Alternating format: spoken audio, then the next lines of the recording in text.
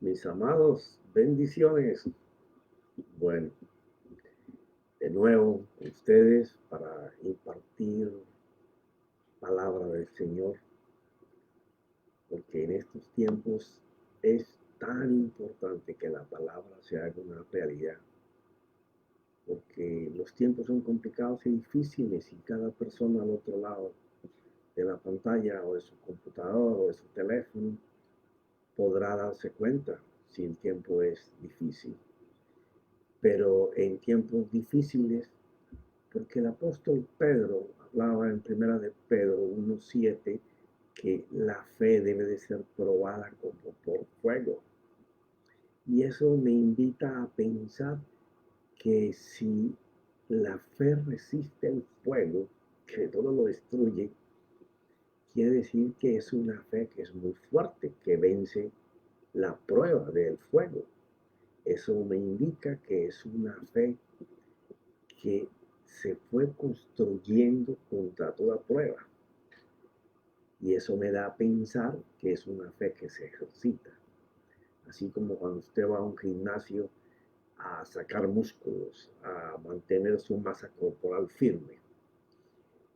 ¿Cómo poder llegar a una fe que pueda llegar a ser probada por el fuego? Por eso cuando el Señor Jesús les hablaba en la tempestad a los muchachos, cuando le digo a los muchachos, los apóstoles, no mis hermanos en Cristo, mis primeros hermanos en Cristo. Él estaba durmiendo en la parte trasera de aquella barca. Dice que su cabeza estaba recostada sobre un cabezal. Y teniendo en cuenta que esas barcas eran de una o dos velas, y si ya eran un grande de 3 velas, pues la de un pescador sería de una vela. Póngale que anduviera en la barca más grande que tenía Pedro, que tuviera dos. Una vez que la tempestad se levantaba, tenían que saber manejar esas velas para poder esquivar la tempestad. Pero en este momento los gritos de ellos era que se morían. O sea, el agua estaba entrando a la barca y pues me imagino que con cubetas eran en aquel tiempo que no eran bombas eléctricas para pompear como los barcos de hoy, sacando el agua. Y cuando ya vieron que la barca casi perecía, llaman al Señor, Señor, estamos pereciendo y tú subiendo. Ahora, yo he estado en algunos botes en el mar, porque tengo un poco de pavor al mar. Y con algunos amigos que son muy osados, que tienen botes poderosos y rompen olas, que esas barcas se levantan altísimo. Entonces cuando siente la caída, ¡guácate! Yo me imagino esta barca estaba entrando agua allí viendo que perecían y Jesús durmiendo.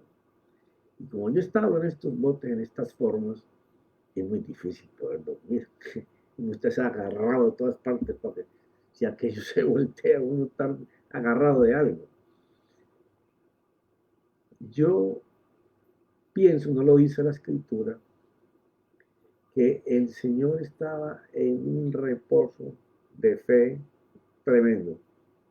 Las circunstancias eran muy adversas, pero él tenía una fe muy fuerte y sabía que mientras él estuviera allí, podían haber problemas, pero no podía pasar nada porque todavía su misión en su ministerio no estaba terminada.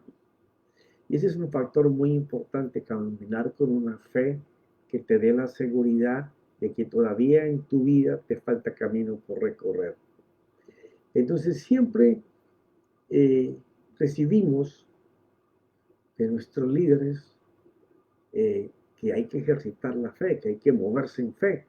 Sí, pero ¿cómo nos movemos en una fe que sea, que resista todos estos embates? Como estamos leyendo Marcos 11, del 22 al 25, lo estamos desglosando y lógicamente tiene paralelos que le vamos sumando que han sido los mensajes anteriores. Llegamos a lo que el Señor Jesús está explicando, ¿no?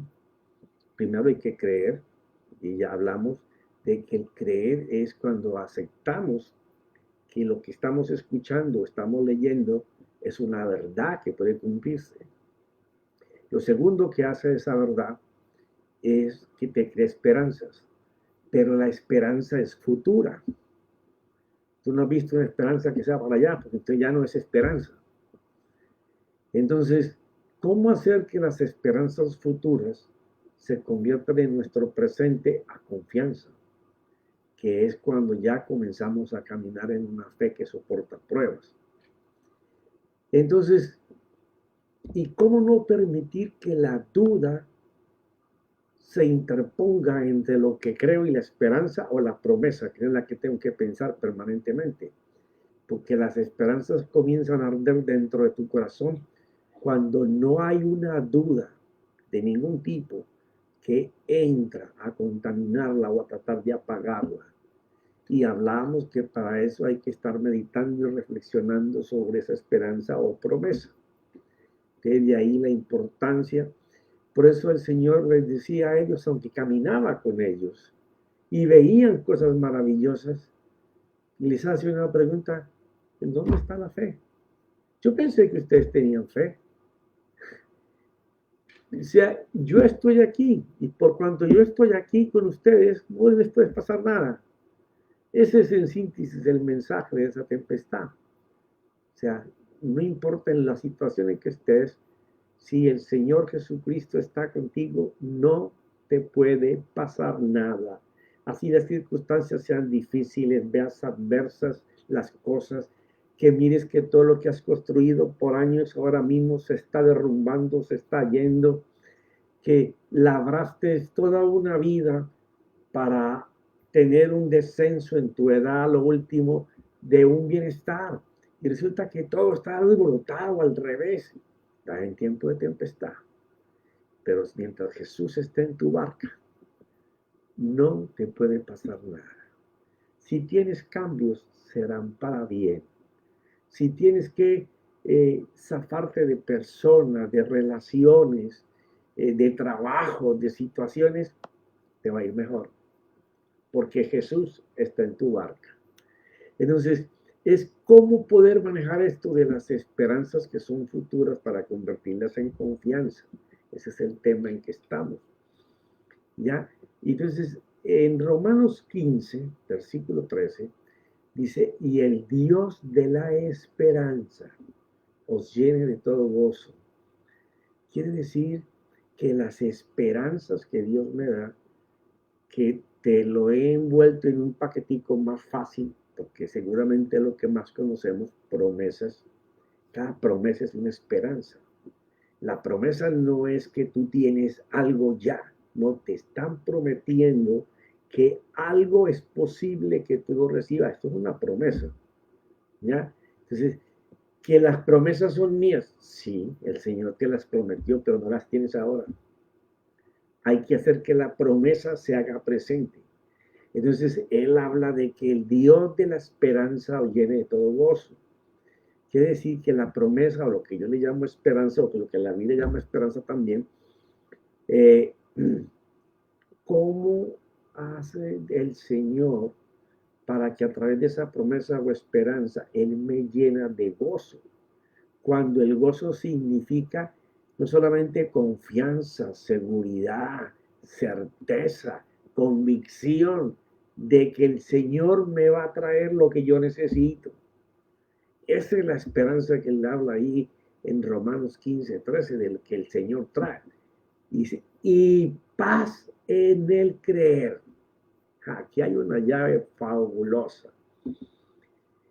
La esperanza que viene de Dios, la promesa que viene de Dios, me da primero yo te recuerdo, si tú no meditas y reflexionas y piensas y le vas dando vida con los ojos que tiene la palabra, ya viste ahí en Hebreos 4 como estuvimos mirando que la palabra tiene ojos, la palabra entra dentro de ti, te escudriña, mira tus intenciones, te está viendo, dice que delante de ella estamos desnudos.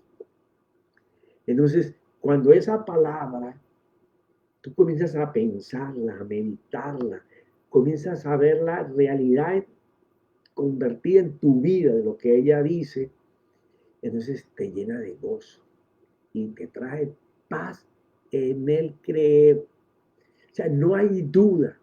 Tú estás creyendo que lo que el Señor te dijo en esperanza o promesa, como tú le quieras llamar, es para ti.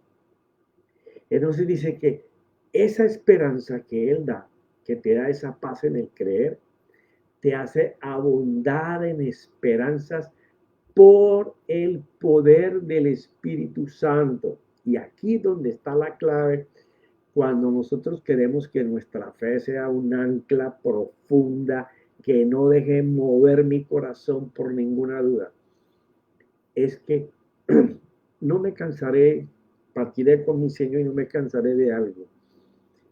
Palabra sin que el Espíritu te la ilumine o te la revele, es una literatura, es leer cualquier libro.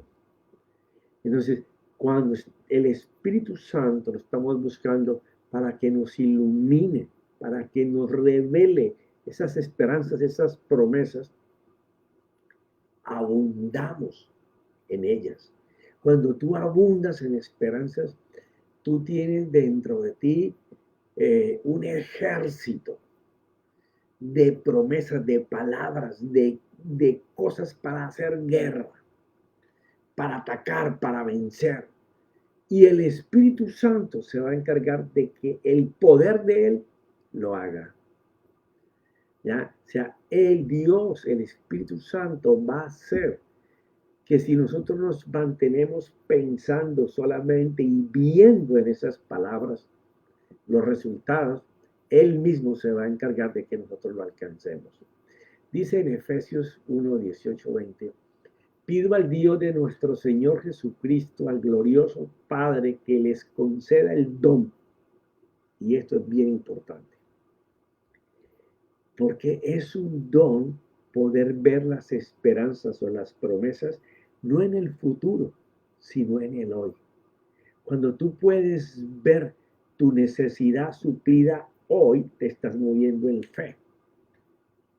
Pudiendo, alcanzando a ver lo que no se puede ver, llamando a la existencia lo que no existe en tu vida natural hoy. Entonces él le llama un don, ¿ya? Les concede el don espiritual de la sabiduría. Ahora, vea, yo termino para explicarte lo que es sabiduría, porque esto va a ser bien importante. Y se manifieste a ustedes, o sea, ese don espiritual nos da sabiduría, la cual se manifiesta a nosotros. O sea, que es bien importante que el don esté sobre la palabra para que yo pueda tener la sabiduría de cómo puedo alcanzar las cosas, para que puedan conocerlo verdaderamente. O sea, cuando habla de conocer verdaderamente, y la palabra es mi Cristo, y mi Cristo es el verbo de Dios, está hablando de yo poder ver las cosas en las palabras que yo estoy meditando, pensando, leyendo, escuchando, de otra forma diferente a las que siempre la he visto. Y eso solo lo hace el Espíritu Santo.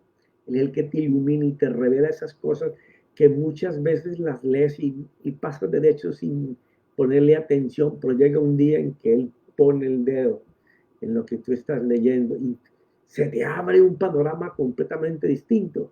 ¿Por qué?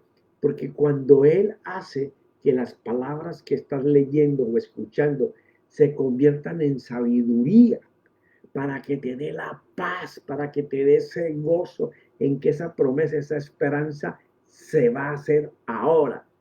Entonces, tienes que saber lo que es la sabiduría. La sabiduría, según la Escritura, es la habilidad de reconocer la diferencia dentro de mí.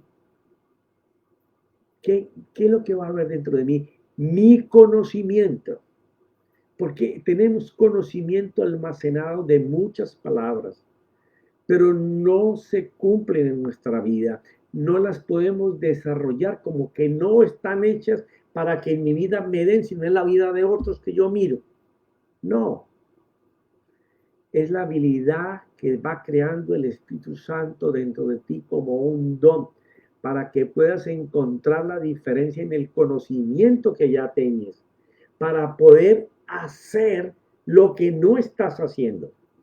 Cuando una palabra se te revela, se te ilumina, lo primero que te enseña es qué no estás haciendo de lo que tienes que hacer para poder recibir.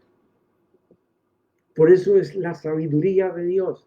Tiene que ser iluminada, revelada por el Espíritu. ¿Ya? Y honrar es saber quién hace la diferencia. Cuando usted tiene la sabiduría, lo siguiente que usted hace es honrar. ¿Por qué razón? Porque le han mostrado un camino por donde ir. Entonces, es reconocer que el Espíritu Santo de Dios no solo me está guiando, me está iluminando el camino por el que debo de hacer. O sea, reconocer quién hizo la diferencia en eso, conocimiento que tenías, esa honra trae beneficio. En esto se avanza el avance y el desarrollo o el crecimiento en todas las áreas de nuestra vida. Y dice el versículo 18 de ahí de Efesios 1, pido que Dios les ilumine la mente, de lo que te estaba hablando. Si el Espíritu Santo no lo hace, no hay manera. Por eso, hasta que me vaya con mi Señor en el rapto, o me vaya porque me tocó la hora, lo más importante del Evangelio es que el Espíritu Santo te ilumine, te revele en tu mente la sabiduría de Dios.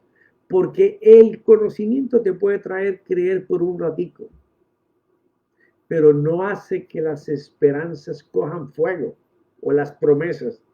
Pero cuando Él las ilumina y Él las revela dentro de tu mente, ya tú eres un vencedor sin haber empezado a correr hacia lo que tú necesitas. Pido que Dios les ilumine la mente para que sepan cuál es la esperanza a la que han sido llamados. O sea, porque usted puede estar pidiendo muchas cosas, pero de esas muchas cosas, usted tiene que tasar bien qué Dios está hablándole, qué le va a dar. Porque usted puede estar pidiendo cosas porque nos enseñaron a pedir y que Dios haría. Y pasan los años y usted no lo tiene. Entonces, lo mejor es el Espíritu Santo para que ilumine mi mente y para que yo sepa cuál es la cosa que Dios está diciendo que me va a dar. Sí, que es que hay miles de promesas y las quiero todas. Amigo, ¿todos los que se enferman son sanos? No. ¿Todos los que eran pobres y se volvieron ricos le pasa a todos? No. ¿Todos consiguen los mejores trabajos? No. ¿Todos tienen abundancia? No. ¿Todos tienen para dar a manos llenas? No. ¿Qué quiere decirte esto? Que hay un manejo de la fe que le funciona a uno y a otros no, pero nos habla la misma fe. Entonces, ¿por qué funciona a uno y a otros no? ¿Me falta fe? ¿Tengo poquita fe? ¿No tengo ninguna fe? ¿Mi fe tiene muchas lagunas, muchas dudas? ¿O es que yo no sé ejercitar mi fe? Yo ando pidiendo de todo, pero no me enfoco ni siquiera en cómo desarrollar mi fe para que pueda resistir el fuego, las circunstancias, los obstáculos. Dice Pablo, para que sepan cuál es la esperanza a la que han sido llamados.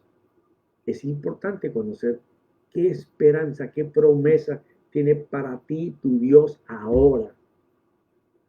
Dice en Jeremías que el deseo de Dios es que nos vaya bien, que los planes que Él tiene para nosotros no son ni siquiera como los pensamos nosotros. Y dice en Efesios que no es ni como lo imaginamos ni como lo pensamos que pueda ser. Pero el siguiente versículo de Jeremías dice, pero si me buscáis de todo corazón, yo me dejaré ver. Eso es bien importante. La intimidad con el Espíritu Santo y con el Señor es súper importante para que sepas cuán gloriosa y rica es la herencia que Dios da al pueblo santo.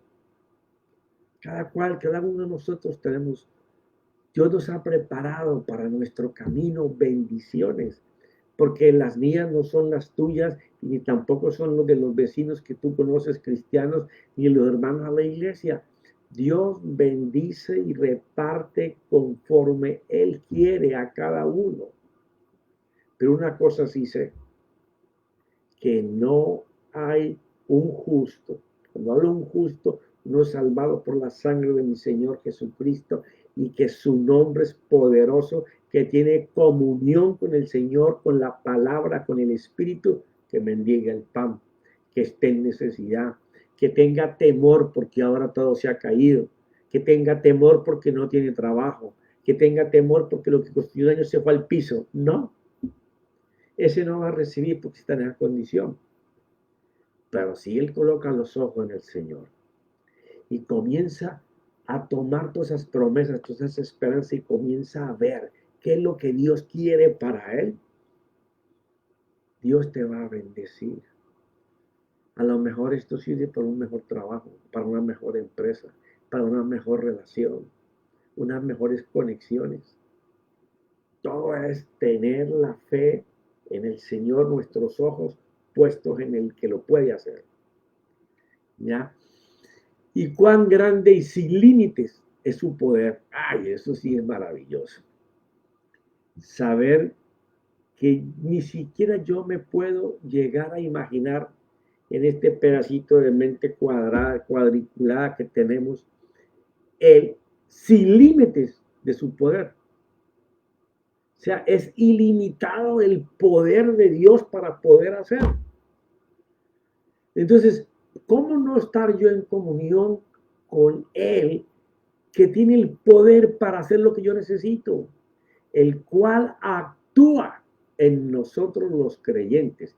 Y cuando habla ahí que actúa en nosotros los creyentes, está hablando de las personas que viven por los parámetros que el Señor Jesús enseñó.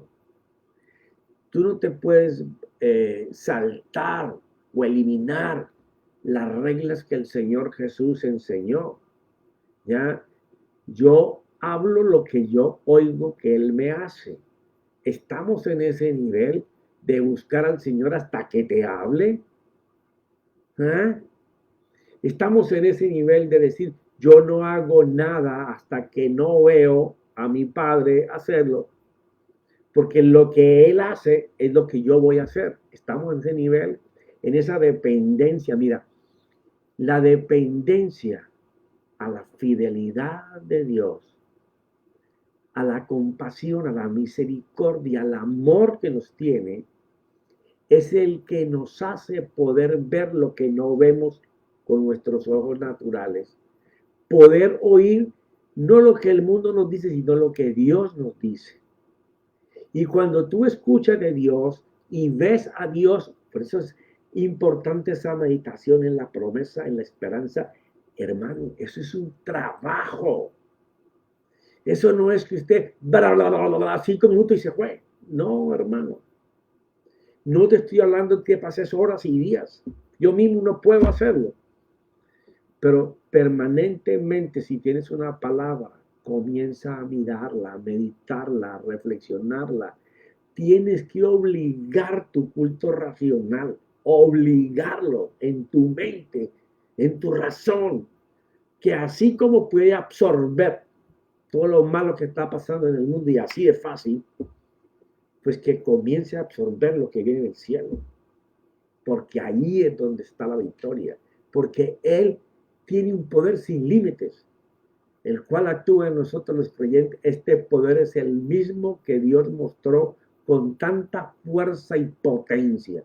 Esas palabras son tan bellas. Ay, Señor bendito, si eso estuviera en nuestro culto racional, cuando estamos enfocados en la fe, en el Señor, cuando estamos dedicados a buscarlo y Señor, no te suelto hasta que tú no me muestres, hasta que tú no me hables. Y no necesitas leerle Biblia, el Señor se sabe la Biblia, Él la manda a escribir.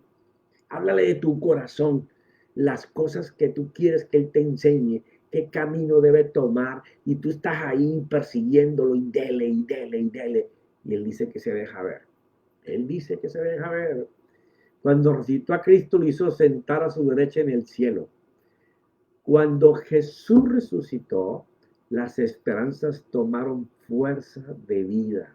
Las promesas tomaron fuerza de vida. Ellas están hechas para darnos vida. No importa lo que estés pasando, no importa la necesidad que tenga. Y me dice, sí, profeta, pero usted no la está viviendo, usted está en otro campo económico. No, yo he estado en campos difíciles, difíciles, que no te los cuento porque no es del tema, pero complicados. Solamente me ha tocado lo que te estoy diciendo. Ya, mirarlo y tratar de escucharlo. Y te dije que el cuarto de guerra no es el diablo. El cuarto de guerra es cuando tú estás buscando al Señor y a su Espíritu y su palabra. Porque la cantidad de necesidades que tienes que te van a tribular, te van a atacar. No comiences a reprender al diablo. Él no tiene ni la culpa de lo que está pasando en tu mente. Puede que sea culpable de cosas que te pasan, pero en la mente lo que te está atosigando, lo que te mete duda, temor, pánico, terror, eso es tu mente, pensamientos. Eso quiere decir que tú no tienes la habilidad en ese momento de poder coger las promesas que son las esperanzas vivas del Señor y ponerlas en tu mente, registrarlas, mirarlas, verlas, oírlas. Y eso es algo constante. Y en la medida que tú estás en el tiempo, en la mañana, en la tarde, en la noche, y pasa el día y las semanas y siguen lo mismo, está siendo probada tu fe al fuego. Y el resultado es gloria, es victoria. Verás la presencia de Dios trayendo lo que necesitas. ¿Ya? Eso es, tomar que las esperanzas tomen fuerza. Vivamos como el Señor apuntó, de lo que Él enseñó en Marcos 11, cosas importantes que tenemos que tener en cuenta. Primero, creer. Y ya sabes que el creer es ese conocimiento que tú recibes, que aceptas que es verdadero y que te puede dar algo. No dejar entrar la duda, que es la duda y el temor entran, y el no se puede, y es imposible, y las cosas están difíciles, entran en tu mente porque tú le das entrada. Niégale a tu mente que piense en lo malo y obliga a tu mente a pensar las esperanzas, las promesas que Dios dice para ti. Y estando hablando de todas ellas, se prende la chispa y te dice al Espíritu Santo, esa es para ti, viene ahora. Entonces, es muy diferente. No cuando tú escuchas un mensaje, te pueden llegar palabras. Te puedes decir, esta palabra yo la tomo, pero es muy diferente cuando tú te encarnizas en esa palabra, en la que Dios dijo que te iba a dar, y estás con ella mañana, tarde, noche. Entonces te haces un formador de esperanzas vivas. ¿Ya? Y entonces el estar vivo, firme en ellas, para que sean tu presente, no tu futuro, para que sean ahora, es pensar, como decía Deuteronomio 6, de mañana, de camino, en el mediodía, en la tarde, cuando regreses a tu casa, en la noche. ¿Por qué? Porque esa es tu tabla en la que te tienes que montar para salvar tu vida. Esa es la que tienes que usar. Y dijo además el Señor ahí en Marcos 11.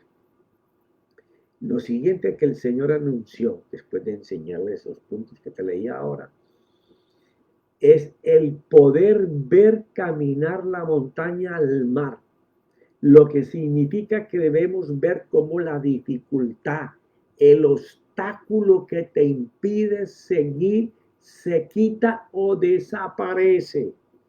Esto es importantísimo. Cuando ya tú estás madurando la esperanza y estás viendo lo que te viene, ahora tienes que comenzar a ver que la dificultad, el obstáculo, la circunstancia, el trabajo que estás perdiendo, la persona que te hace la vida imposible, comienzas a mirarlo lejos de tu vida, que se sale, que se retira, que no te asedia, que no te presiona, que no te quiere manipular, que no te aplasta, que no te dice que no vales, que te dice que no puedes. No, tienes que comenzar a mirar fuera de la esperanza que lo que te está estorbando para que no sigas se quita. Porque eso es lo que el Señor enseñó en Marcos cuando habló de que le ordena a la montaña, el que no duda, le ordena a la montaña que se vaya al mar. Imagínate la dificultad. Párate al frente de una montaña y dile que camine para el mar. Esa alegoría lo que está diciendo es, sé capaz, ya miraste la esperanza, la promesa que se puede dar, ahora quítale el obstáculo a la esperanza y a la promesa que estás volteando en tu culto racional. Comienza a mirar que desaparece lo que no te está, lo que te está deteniendo, lo que no te deja avanzar, lo que se metió en tu camino para estorbarte y hacerte daño. Comienza a ver lo que se retira. ¿Eh? De eso es que está hablando el Señor cuando habla de esta montaña. ¿Ya? Ver cómo la dificultad o el obstáculo que te impide seguir se quita o desaparece. Este es el todo poder verlo. Así como comienzas a mirar la esperanza de hacerlo, comienza a ver que lo que te para se va. La circunstancia se retira. El que te dijo no te va a decir sí. Y si ese no te dijo nunca sí, otro te va a decir sí o otra te va a decir sí. ¿Ya? O las personas, lo que no te deja avanzar, el impedimento. Recuerda que muchas veces el impedimento para que no recibas eres tú mismo, que no te atreves a creer, a formar esperanzas, a ver, a confiar y a hablarle al obstáculo que no te deja avanzar, porque no puedes ver el resultado, porque tu mente está entregada a tu problema y Dios es más grande que tu problema. Las promesas de Dios, las esperanzas de Dios en ellas son mucho más poderosas, sin límite. Dios no tiene una bodega ya que te llamó, cuando tú lo llamas te dice, mira, se me acabó, no tengo más de lo que me estás pidiendo. El último lo acabé a la hora. No, la bodega de Él es sin límite. Dice que su potencia es sin límite, su fuerza es sin límite. Así que tenemos que tener confianza en esto. Pero si quieres subir de nivel, tienes que comenzar a ver el resultado en las dos partes. En la formación de la esperanza y en que el obstáculo desaparece. Las dos van de la mano, porque se necesita que tú veas que lo malo se va para que lo bueno se establezca. Que lo malo se va para que lo bueno se establezca. Pero si tú tienes las dos cosas al tiempo, lo malo te va a meter duda y tu fe se va a quebrar. ¿Ya? Tienes que ver los resultados pegados de las promesas y de las esperanzas. Promesas trae esperanzas. Así que tienes que ver el resultado pegado ahí. ¿Ya? Porque la palabra es segura. ¿Ya? Solamente necesita comunión y que tu fe pueda ver. Porque recuerda lo que escribió Pablo en Hebreos, que es uno de mis favoritos. Hebreos 11:6. Y sin fe, la palabra aquí es pisteo, sin confianza. Pero tú no llegas a confianza si primero no crees que algo te puede pasar. ¿Ya? Segundo, que hay palabras que Dios te habla que tienen esperanza de que te van a dar cosas y que pensando en ellas continuamente se van a activar. Y entonces no le vas a dar espacio para que el temor, el miedo, el suspenso, la manipulación, la duda entre.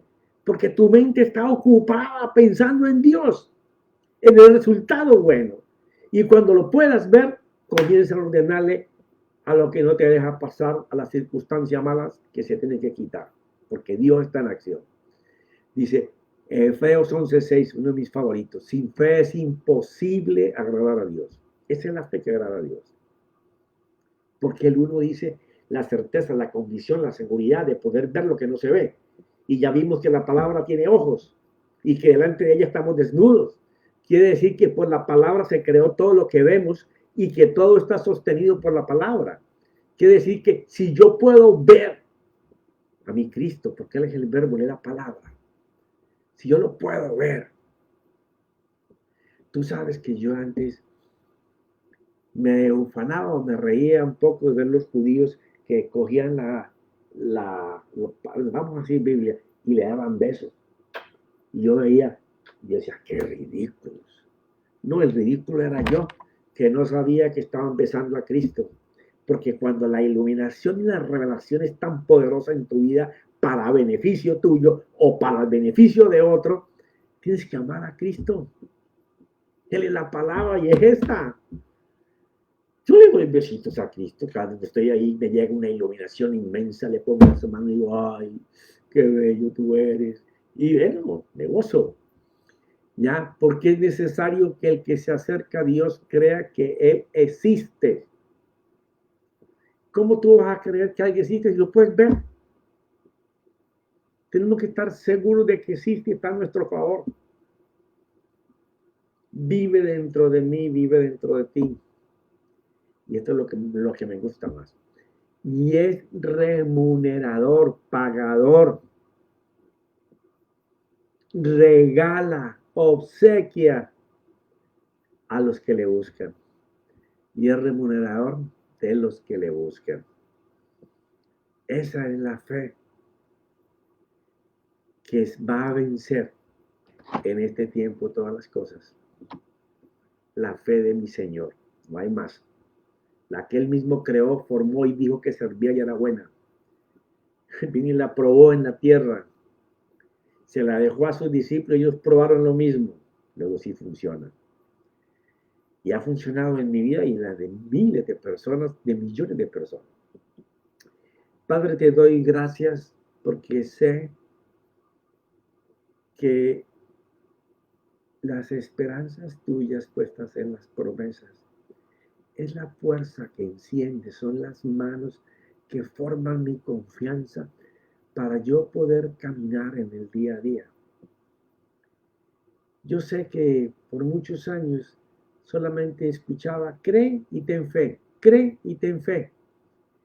Pero cuando tú empezaste a desmoronar toda esta montaña de cómo creer seguramente para pasar a confianza, para poder recibir, ya yo dejé de hablar por hablar, porque Pablo decía que habláramos con entendimiento cuando oremos. Y entonces, viendo cómo tú lo hacías, Señor, me pude dar cuenta que si yo puedo escuchar lo que tú me dices y yo puedo ver las cosas que tú me dices, yo puedo hablar para que los obstáculos se quiten, pero también formar lo que tú me dices que me vas a dar. Padre, ilumina a mis hermanos y hermanas y a cualquier persona que me escuche para que sean formadores de esperanzas. Sí, porque tú las creas, pero nosotros las tenemos que formar en nuestro interior, oírlas, creerlas, verlas y luego empezar a hablar de ellas para poder recibir lo que tú dices que tienes preparado para nosotros.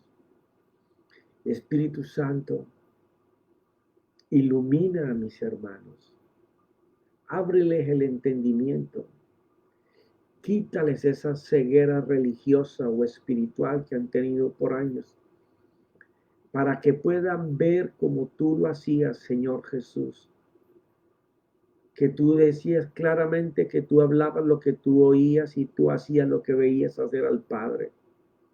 Señor, enséñanos ese nivel de fe, para que no seamos como los que estaban en la barca, que el Señor le dijo, ¿en dónde está tu fe? Yo pensé que ustedes habían creído, pero ustedes no tienen confianza que yo estoy aquí dentro de la barca. Ustedes no van a morir porque yo estoy con ustedes. Si yo estoy con ustedes, a ustedes no les puede pasar nada. Padre, esa es la fe que queremos vivir.